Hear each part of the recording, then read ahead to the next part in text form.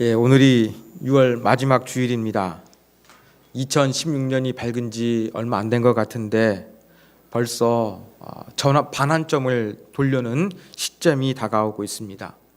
그러니까 대학교는 어느덧 1학기가 마감이 되었고 우리 중고등학생들은 이제 기말고사를 앞두고 있습니다. 저희 집에도 고등학생과 중학생이 있는데 공부는 안 하지만 이 시험 본다는 자체로부터 몇 주 전부터 스트레스를 받고 있는 모습이 아빠의 눈에도 보여지고 있습니다. 여러분 학창 시절에 다 느껴보셨던 부담감일 것입니다.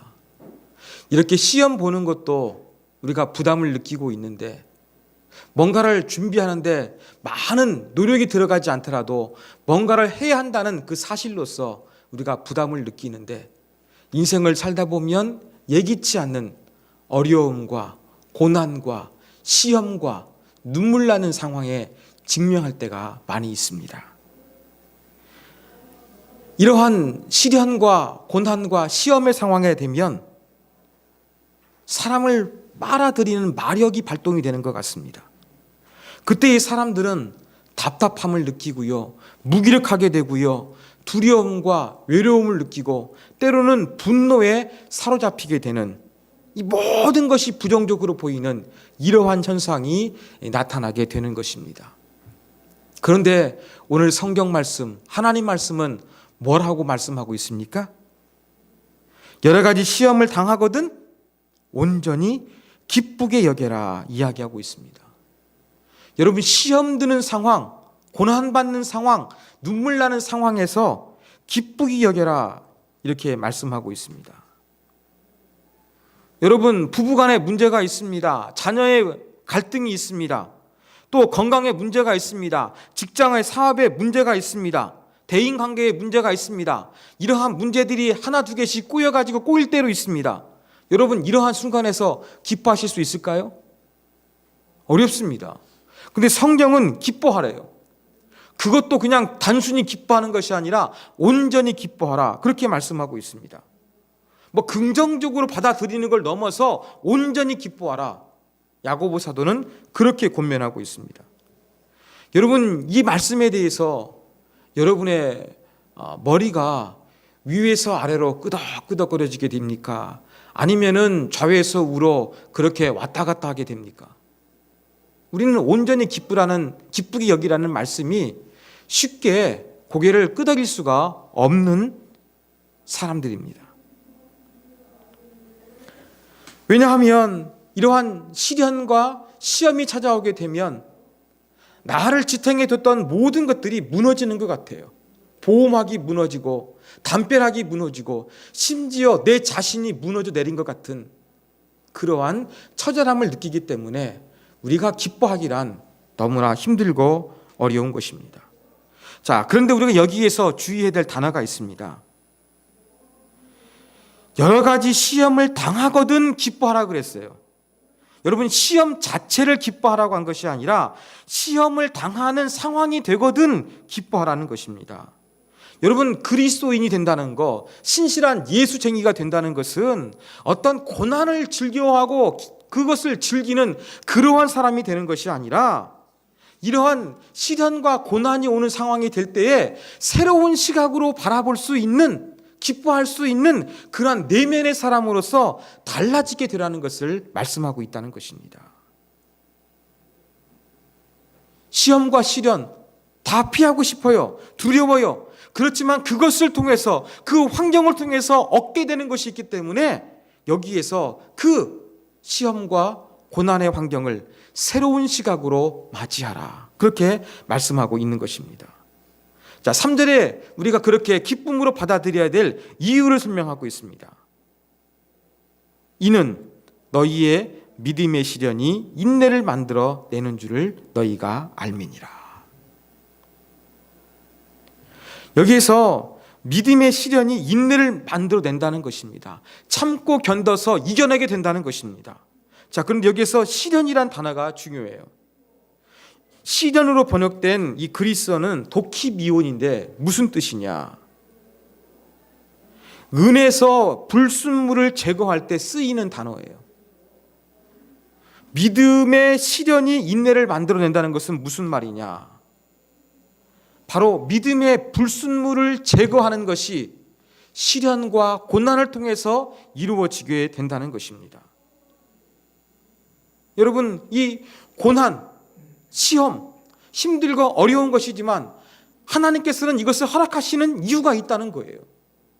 하나님은 인간의 한계 상황이 어디인가 이것을 알아보기 위해서 잔인한 과학자처럼 그래 인간들이 얼마나 참고 견디는가 한번 테스트해보자, 이러한 의도를 가지고서 힘들고 어려운 상황을 허락해 주시는 것이 아니라 하나님은 마치 헬스 트레이너 같은 분이에요. 우리가 건강해질 수 있도록, 우리의 영적인 상태가 좋아질 수 있도록, 그 과정이 때로는 힘들고 어렵지만 이 고난을 통해서 더 순수한 믿음이 될 수 있도록, 영적인 불순물을 제거할 수 있도록 고난과 시련을 허락하여 주신다는 것입니다. 여러분, 혹시 최근에 이력서 써본 경험 있으십니까? 어떤 분이 이력서를 쓰는데 자기소개서에서 이러한 요구사항이 있었다고 합니다. 지금까지 살아오면서 힘들고 어려운 역경이나 시련을 극복한 사례가 있으면 기록해 보시라. 이것이 있었다고 합니다. 여러분, 회사에서 왜 이런 것들을 바라보겠습니까? 우리가 지금까지 취업하기 위해서 이력서 제출하게 되면은 어느 대학을 나왔는지, 어떠한 자격증이 있는지 이러한 스펙을 봤는데, 이제 인재를 채용하는 회사도 그 사람이 얼마나 힘들고 어려운 시기를 잘 겪어냈는가, 이것을 검증하기 위해서 요구한다는 것입니다. 회사도 회사가 더욱더 번성하고 잘 되기 위해서 시련과 고난을 이긴 사람을 찾는다고 한다면, 하나님께서 우리를 보다 아름다운 신앙의 불순물이 없는 거룩한 사람으로, 예수님 닮은 사람으로 세워가시기 위해서는 우리에게 이러한 어려운 시간을 허락하시는 것은 우리가 기쁨으로 받아들여야 한다는 것입니다. 이제 우리는 고난과 시련 피하고 싶지만 이 자체를 즐기는 것이 아니라 이 고난과 시련을 통해서 우리가 극복했을 때 얻어지는 유익이 있기 때문에 이것을 기쁨으로 받아들여야 된다 살펴봤습니다. 다시 2절로 돌아가겠습니다. 너희가 여러 가지 시험을 당하거든 온전히 기쁘게 여겨라. 여기라 그랬어요. 여러분, 여기에서 중요할 단어가 여기라는 단어입니다. 이 단어의 어원은 주도하다, 이끌다라는 의미를 가지고 있어요. 여러분, 헤게모니를 잡았다, 이 말 아시죠? 그 헤게모니, 주도권, 패권이라는 단어가 바로 이 단어에서 파생이 된 거예요. 그러니까 고난과 시련이 오게 되면 우리는 새로운 시각으로 바라봐야 되는 거예요. 이 새로운 시각으로 바라볼 수 있도록 그것을 위해서 우리는 모든 주도권을 여기에 내어줘야 한다는 것입니다. 지금까지 봐왔던 부정적인 시각으로서 고난과 현실을 직면하는 것이 아니라 기쁨으로 받아들일 수 있는 이러한 새로운 마음가짐으로서, 이러한 새로운 마음가짐이 주도권을 가지고 현실을 극복할 수 있도록 그렇게 살아야 한다 권면하고 있는 것입니다.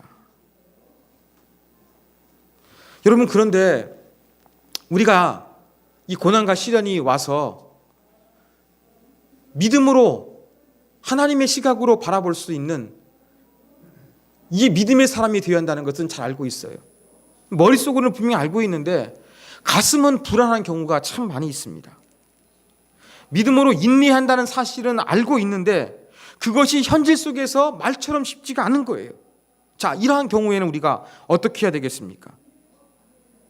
구체적으로 어떻게 행동해야 되는지 잘 모를 때 우리가 어떻게 해야 되겠습니까? 시련과 고난 속에서 불안하고 마음이 요동칠 때 새로운 돌파구가 필요한데 믿음으로 행해야겠는데 구체적인 방법을 모르면 과연 그때 우리가 어떻게 해야 되겠습니까? 바로 이러한 해결책이 5절과 8절에 기록되어져 있습니다. 그게 무엇이냐? 하나님께 지혜를 구하는 거예요. 하나님께 지혜를 구한다는 것은 기도한다는 것입니다. 자, 야고보서는 5절에서 이렇게 격려합니다. 우리 다 같이 5절 말씀을 읽습니다. 너희 중에 누구든지 지혜가 부족하거든 모든 사람에게 후히 주시고 꾸짖지 아니하시는 하나님께 구하라. 그리하면 주시리라. 아멘. 예. 믿음과 시련이 올 때 오히려 더 성장하게 하기 위한 좋은 기회로, 내 믿음의 불순물을 제거하기 기회로 삼으려고 하는데 구체적으로 잘 되지 않을 때 우리가 어떻게 해야 되느냐? 하나님께 기도하라는 거예요. 자, 우리 교회가 삼송 지역에 있습니다. 근데 삼송 지역이 어떻게 생겼는가 잘 모르는 경우가 있습니다. 이때 제일 쉬운 방법이 무엇이냐면 지도를 보는 것도 있습니다만 이 삼송 지역 전체가 내려다 보이는 높은 곳으로 올라가는 거예요. 그게 어디입니까? 우리 도연인에 사는데 저 북한산 자락에 올라가게 되면 산에서 삼송 지역이 잘 내려다보게 되어 있습니다. 그러면서 이 삼송 지역이 어떻게 생겼는가 한눈으로 내려다보면 우리가 그때 삼송 지역을 보다 잘 이해할 수가 있는 것입니다. 여러분, 이렇게 어떤 지역을 알기 위해서 높은 곳에 올라야 잘 바라보게 되는 것처럼 우리가 힘들고 어려운 이 현실에 대해서 보다 차원 높은 이해가 있기 위해서는 높은 영적인 고지에 올라가야 하는 거예요. 이 높은 고지로 올라가는 방법이 바로 무엇입니까? 그게 바로 기도라는 거예요. 하나님의 시각으로 현실을 바라볼 수 있도록 하나님이 의도하신 로드맵이 무엇인지 이것을 알기 위해서 높은 영적인 고지에 오르는 가장 확실한 방법은 기도하는 것입니다. 그러면 지금은 힘들고 어렵지만 하나님은 어떠한 그림을 가지고 계시는가, 그 기도를 통해서 지혜를 얻고 현실을 타게 할 수 있는 그러한 구체적인 실천적인 지혜를 얻을 수가 있는 것입니다. 여러분, 고난당하면 부정적으로 반응하는 것이 아니라 오히려 이것이 성장할 수 있는 기회로 여겨야 한다는 거예요.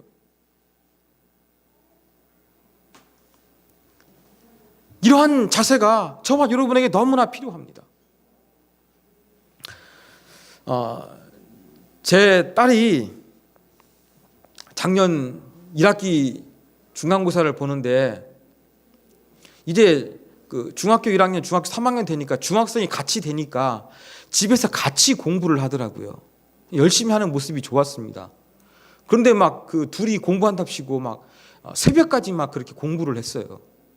열심히 하는 건 좋은데 너무나 새벽까지 공부를 하다 보니까 시험 결과가 안 좋았어요. 그러니까 애들이 조금 낭망하더라고요. 우리 큰애가. 그래가지고 제가 우리 큰애한테 좀 차를 타고 가는데 얘기했어요. 네가 시험 못 봤지만 아빠는 네가 시험 못 본 것보다 여기에서 어떻게 공부할 것인가, 어떻게 하면 안 되는가, 나에게 맞는 공부법은 무엇인가, 이것을 알게 되면 그것은 성공한 거다. 제가 그렇게 이야기를 했습니다. 그래서 그 이후에 공부를 좀 잘한 것 같았어요, 제가 볼 때는.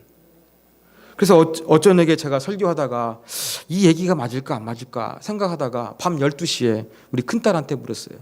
다나, 아빠가 한 1년 넘어서 그 얘기했는데 기억하고 있니? 응. 그러니까 그 다음에 시험 봤는데 다 그렇게 A 맞았잖아. 그렇게 얘기하는 겁니다. 여러분, 시련이 와가지고 분명히 시험 못 봤어요. 시험 못 봤다고 하면서 자학하고 작아지게 되면은 계속 시험 못 보는 거예요.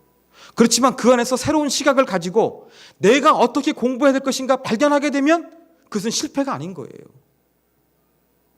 우리 어떤 청년의 이야기입니다. 이 청년은 사람들이 생각하는 이 학생들의 모습에서는 좀 벗어난 그러한 삶을 좀 살았어요. 물어봤습니다. 그때 뭐 해봤느냐? 안 해본 거 없대요. 양아치 같은 짓 빼놓고는 다 해봤대요. 그러다가 사람이 완전히 공부 잘하는 사람으로 그렇게 바뀌게 되었습니다. 남들이 부러운 사람으로 변화가 된 거예요. 제가 물어봤습니다. 그러면 어떻게 해서 너의 삶의 그러한 터닝 포인트를 만들게 되었느냐? 제가 이것을 질문했습니다. 그러니까 일을 하다가 허리를 다쳤대요. 허리를 다치니까 전에는 공부보다 다른 것들을 많이 했거든요. 근데 이제 몸을 썼는데 이제는 허리가 아프니까 할 수 있는 것들이 적은 거예요. 여러분, 허리 다치는 거 얼마나 중요한 진짜 기관입니까? 고난이었어요. 그렇지만 이 고난의 순간에 내가 공부를 해야겠다, 그러한 생각이 들어가지고 공부하다 보니까 공부가 되는 거예요. 위기가 없겠습니까? 위기가 있었지요. 공부하는데 성적이 안 오르는 거예요. 10개월 공부했는데 성적이 안 올랐지만 끝까지 참고 인내하니까 그 다음부터는 성적이 올라가가지고 완전히 새로운 사람이 되었다는 것입니다. 여러분, 이렇게 고난과 시련이 찾아오지만 그것을 우리가 어떻게 직면하느냐, 여기에 따라서 그 결과는 달라지게 되는 것입니다. 우리도 인생을 살아보면 여러 가지 시련과 고난을 당하게 될 것입니다. 그때마다 우리가 어떠한 자세를 가져야 되겠습니까? 하나님이 이 기회를 통해서 나를 성장케 하시는구나, 하나님이 이런 기회를 통해서 내 신앙의 불순물들을 제거하려고 하시는구나, 이러한 긍정적인 마음을 가져야 한다는 것입니다. 그러면서 구체적으로 어떻게 해야 될 것인가? 잘 보이지가 않아요. 그러면 어떻게 하라고요? 하나님께 지혜를 구하는 기도를 드리라는 것입니다. 새롭게 살기를 원하는데, 고난을 믿음으로 이겨내기를 원하는데 방법을 모르겠어요. 하나님, 지혜를 주십시오. 가르쳐 주십시오. 인도해 주십시오. 기도하라는 것입니다. 그러면서 야고보 사도는 기도할 때에 두 가지 주의사항을 가르쳐주고 있습니다. 첫 번째 주의사항이 무엇입니까? 하나님에 대해서 오해하지 말라는 거예요. 자, 5절에 보면은 하나님은 어떠한 하나님으로 야고보가 소개하고 있습니까? 모든 사람에게 후히 주시고 꾸짖지 아니하시는 하나님께 구하라 그랬어요. 우리가 하나님께 지혜를 구해야 될 이유는 바로 무엇이냐면, 하나님은 주시는 것을 좋아하기 때문에 그렇습니다. 하나님은 우리가 구할 때 비아냥거리거나 창피하게 만들지 아니하시는 분이시기 때문에 우리가 구해야 한다는 것입니다. 여러분, 인간에게 뭔가 정말로 도움이 필요할 때 말하고 싶은데 차마 못하는 경우가 있잖아요. 그게 무엇입니까? 자존심 때문에 그래요. 창피해서 그래요. 그러나 하나님께는 이러한 마음을 갖지 말라는 것입니다. 어떤 사람은 마음이 좋아가지고요, 주는 것을 참 좋아하는 사람이 있어요. 근데 어떤 사람은 그렇게 주는 것을 잘 못하는 사람이 있어요. 근데 하나님 어떠한 사람이라는 분입니까? 하나님 어떠한 분이라는 거예요? 하나님은 주는 것을 너무나 좋아하시는 분이라는 거예요. 아까워하거나 이 스크루테지 영감처럼 그렇게 구두쇠처럼 구는 것이 아니라, 여러분이 갖기를 원해서 하나님을 의지하면, 그래, 내가 너 이걸 주려고 기다렸어, 후히 주시기를 원하는 하나님의 마음, 하나님의 성품을 이해하면서 기도하라, 이것을 말씀하여 주고 있는 것입니다. 두 번째 주의사항은 무엇입니까? 이제는 하나님이 아니라 나 자신을 돌아보라는 것입니다. 6절입니다. 오직 믿음으로 구하고 조금도 의심하지 말라. 두 번째 주의사항은요, 하나님은 후히 주시는 분이니까 기도해야 되는 거예요. 문제는 내가 될 수 있으니까 구하는 내가 의심하는 마음으로 구하느냐, 이것을 한번 점검해 보라는 것입니다. 오늘 야고보 사도는요, 이렇게 하나님께 기도하면서 의심하는 사람을 무엇에 비유하느냐? 바다 물결에 비유하고 있어요. 여러분, 바다의 물결은 호수하고 달랍니다. 바다의 물결은요, 늘 이렇게 참 바람이 불어가지고 파도가 칩니다. 가만히 있지를 못하고 요동치는 거예요. 그뿐만이 아닙니다. 바람뿐만 아니라 여러분 아시죠? 밀물이 있고 썰물이 있어서 이 물이 들어왔다 나갔다 합니다. 때로는 바다에 휩싸입니다. 이것이 바로 바다의 물결입니다. 이러한 바다 물결의 특징은 무엇입니까? 안정감이 없다는 거예요. 이렇게 안정감이 없는 바다 물결처럼 밀물과 썰물과 이 바람에 여리저리 휩싸이는 바다 물결처럼 의심하는 사람은 안정감이 없이 세파에 따라서 이리 휩쓸리고 저리 휩쓸리는 이러한 사람, 이러한 비유를 통해서 이러한 사람은 기도해도 하나님께 뭔가 얻는다는 것을 기대하지 말라 이야기하고 있는 것입니다.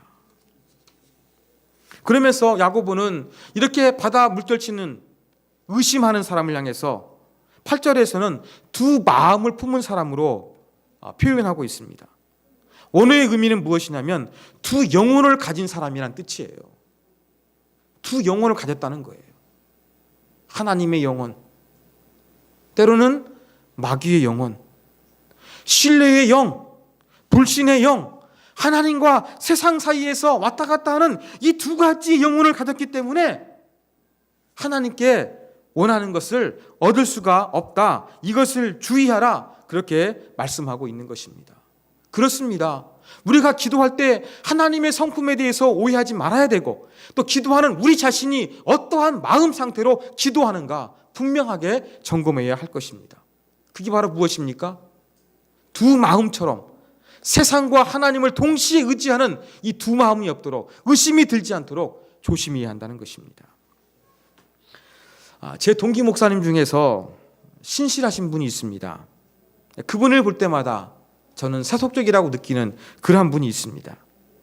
근데 이분이 순수하니까 이제 그 기독교회 담임 목사 가는 것보다는 개척하는 것이 맞는 것 같아가지고 개척을 하셨습니다. 개척을 했지만 교회가 기대만큼 성장하지를 못했어요. 그래서 기존 교회에서 카페 교회로 전환하려고 했습니다. 교회가 아파트에 있고 사택도 아파트가 있는데 이것을 팔아가지고 건물을 사가지고 카페를 하려는 그러한 계획을 가지고 계셨습니다. 이것을 위해서 수년 동안 기도했습니다. 그런데 올해 몇 달 전에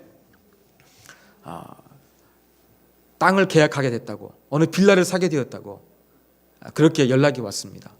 너무 기쁘고 감사했습니다. 연말 동기 모임에서도 그게 기도 제목이었는데 이루어졌기 때문에 그렇습니다.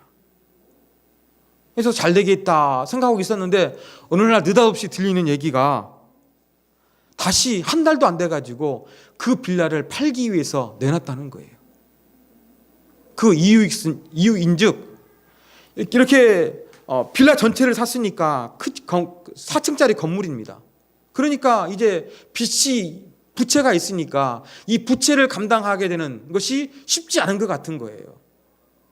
그래가지고 이러한 부채 문제 때문에 고민도 되었고, 또 주변에 목사님들이 많이 알고 계시는 분인데 전부 다 주변에서 카페 목표에 대해서 전부 다 부정적으로 이야기했다는 것입니다. 저하고 제 아내만 빼고요. 그러다가 또 제 동기 중에서는 TV 나오고 유명 대기업 불려다니는 그 미래학자가 있습니다. 제가랑 만나서 동기들 같이 만났는데 그 자리에서도 이렇게 경기를 물어보니까 미래학자가 이 부동산에 대해서 부정적으로 반응한 거예요. 그러니까 더 낙담이 된 겁니다. 우리 교회에서 어떤 모임을 하고 있었는데 그 목사님이 신실하시지만 신학교 동기지만 제 대학교 3년 선배입니다. 그러니까 제가 조금 그분에 대해서는 좀 말을 좀 조심합니다. 선배님이니까. 근데 그날은 제가 한번 작심하고는 그 목사님한테 오랫동안 기도하셨는데 왜 고민하시느냐? 기도하신 거 하나는 열어주셨으면 밀고 나가야 되지 않느냐? 그리고 지금 뭐 고민할 것보다는 중요한 것은 목사님이 커피에 대해서 깊이 있게 공부하는 것이 필요하다. 제가 좀 작심하고 이렇게 좀 톤을 높여가지고 이야기하고 있는데 사모님한테 전화가 왔더라고요. 교회 자리가 매매가 되었다고. 그래서 카페에 갈 수 있는 방향으로 환경이 조성이 된 거예요. 얼마 전에는 며칠 전에 전화 왔는데 이제는 자기 집에 놀러 와도 된다고 합니다. 왜냐하면 더 그 빌라 전체를 그 운영할 수 있는 다른 문제들이 좀 정리가 되어가지고 마음이 편해져가지고 와도 된다. 그렇게 말씀하는 이야기를 제가 아내를 통해서 건너듣게 되었습니다. 사랑하는 여러분, 제가 이 이야기를 여러분에게 말씀드린 이유가 있습니다. 무엇입니까? 두 마음을 가지고 있다는 거예요. 목사님이 그토록 카페 교회를 하기 위해서 그렇게 기도했지만 그 상황 가운데서는 어떤 마음을 갖게 되는 것입니까? 두 마음을 갖게 되는 거예요. 하나님께 기도한 것도 있지만 현실이라는 것들 바라보면서 갈등하게 되고 마음이 나뉘게 되는 그러한 현상이 나타나게 된다는 것을 여러분에게 말씀드리기 위해서 그렇습니다. 이렇게 두 마음 품게 되는 것, 하나님이 원하시는 지혜를 우리가 얻을 수 있는 장애물이 되는 것입니다. 그러므로 우리는 어떻게 해야 되겠습니까? 기도할 때에 이 두 마음 품지 않도록 우리의 불순물을 제거하는 그러한 자세를 가져야 한다는 것입니다. 사랑하는 여러분, 이번 주에 전 세계적인 그러한 충격적인 뉴스가 있었습니다. 뭔지 아시죠? 잉글랜드가 대영 제국이 EU를 탈취한 것입니다. 그래서 이 세계 경제가 어떻게 될 것인가 아주 요동치고 있습니다. 여러분, 영국이 EU 문제를 탈퇴했는데 우리가 경제 영향을 받는 것이 바로 이 지금의 현실이에요. 경기도 안 좋은데 이렇게 주변 환경까지 좋지 않아가지고 더 요동치게 될 것입니다. 이때의 부정적인 얘기가 많이 들리게 될 것입니다. 또 개인적인 시련과 고통이 여러분의 삶을 시시각각 찾아오게 될 것입니다. 여러분, 그럴 때 어떻게 대응해 나가시겠습니까? 여러분, 좋은 결과를 얻기 위해서는요, 좋은 행동이 필요합니다. 좋은 행동이 나타나기 위해서는요, 좋은 의식이 있어야 됩니다. 여러분, 좋은 결과를 얻기 위한 의식이 바로 무엇입니까? 시련과 고난과 시험을 바라보는 새로운 시각을 갖는 것입니다. 여러분, 당하고 있는 고난과 현실에 대해서 새로운 시각을 가지시기 바랍니다. 기뻐하실 수 있는 마음의 자세를 가지시기 바랍니다. 그것이 받아들이지 않는다면 하나님의 시각으로 바라보실 수 있도록 여러분 영적인 높은 고지에 오르시기 바랍니다. 그건 기도하는 것입니다. 하나님께 지혜를 구하십시오. 하나님의 비전, 하나님의 계획을 가르쳐달라고 여러분 청원하십시오. 하나님은 후회 주시고 꾸짖지 않는 분이십니다. 여러분이 믿음으로 구하면 고난과 현실 속에서 하나님의 뜻이 무엇인지, 내가 어떻게 살아야 되는지 여기에 대한 해결책을 얻을 수가 있을 것입니다. 이것이 바로 야고보 사도가 저와 여러분에게 교훈하고 있는 내용입니다. 오늘 말씀 기억하면서 같이 한번 우리 기도하기를 원합니다. 하나님, 시험과 시련 앞에 우리가 마땅히 가져야 될 바른 자세로 승리하는 하나님의 자녀 되게 하여 주옵소서. 기도하도록 하겠습니다.